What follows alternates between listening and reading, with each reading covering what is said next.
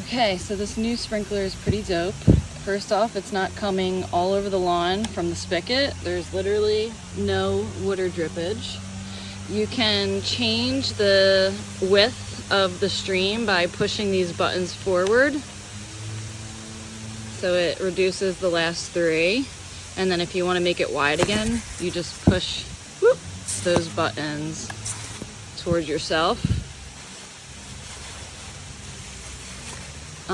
There's the ability to increase or decrease the stream here, which is dope, and it also increases or decreases the power of the stream. And then there's also the ability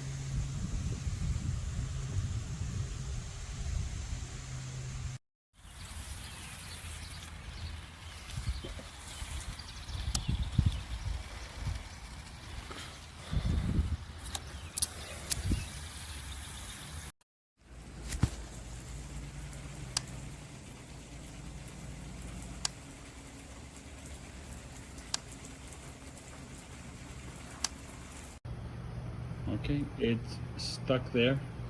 It does not oscillate. It's just stuck there.